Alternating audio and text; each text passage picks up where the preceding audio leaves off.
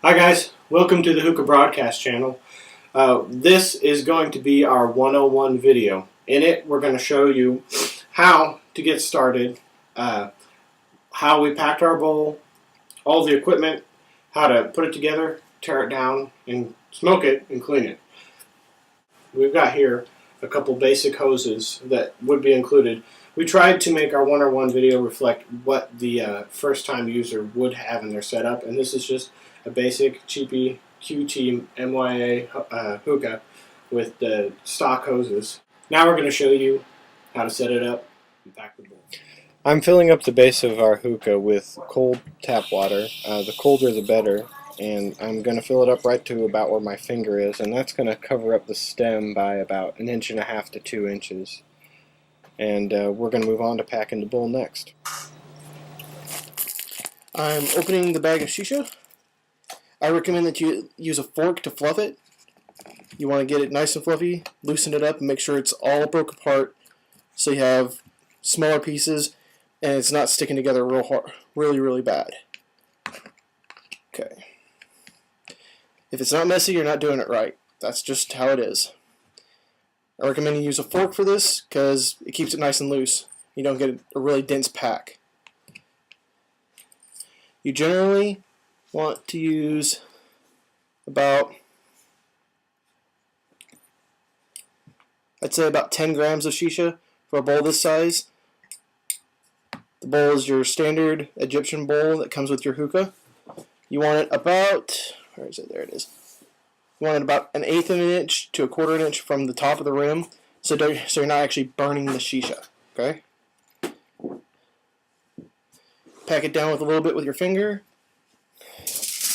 Now you need foil also. Shiny side down. Piece about 5 inches by 5 inches. Doesn't have to be huge.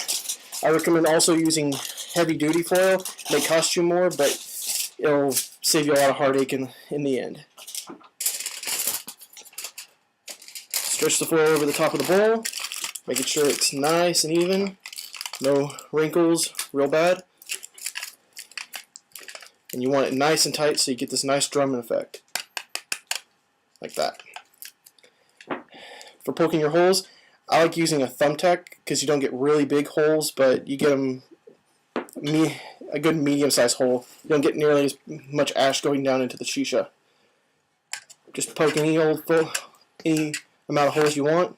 Doesn't matter the amount. You just want a few holes in here, spaced out evenly. And that's how it should look. Now we're back to our hookah. We've packed it and we're ready to go now.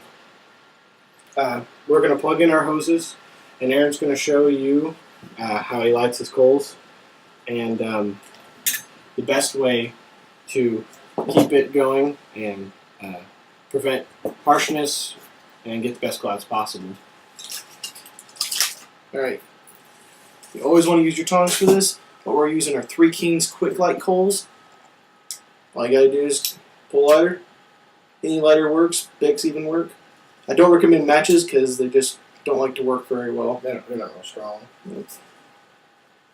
Just get them nice and lit. Do not put the coal onto your bowl while it's lighting. The silver nitrate that's in these coals is toxic. It'll make you sick. You'll get a headache if you take a pull off of it like this. Just set it in your ashtray and let it finish up lighting. Normally takes about mid to 30 seconds to a minute, depending on what kind of quick light coal you're using. And there we go. Blow it on a couple times. Get everything nice and happy. The more evenly it's lit, the better it's going to heat your shisha and give you better clouds. Go. Whenever you're sitting it on your bowl, don't put it in the middle. You always want to keep it on the edge. Keep most of the weight off of the actual shisha because the foil is going to heat up and try to bend in a little bit. That extra weight's going to want to droop it down and make the shisha burn. On top of the suction you're already generating. Yep. Alright. Now we're ready. We're going to see how she smokes. Go ahead.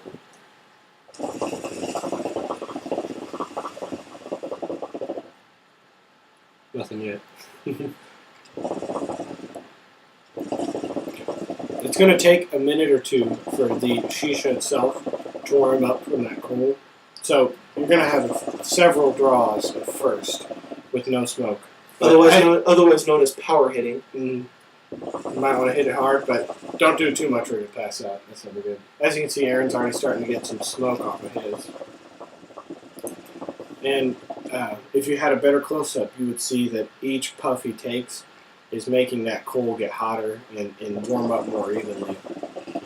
And we're real close to having it good. He likes to take deep hits. I like the big clouds. It's pretty sweet. Now, before I showed you how to fill it up and get the right water level, you can see here that we're getting good bubbles, and it's not real hard to draw, but it's not also it's getting a good amount of water over that stem, just to reiterate from before. And that's pulling all this smoke through, all the heat and harsh smoke is coming down through the stem. That's why you see the big tall ones. They are just a big cooling rod.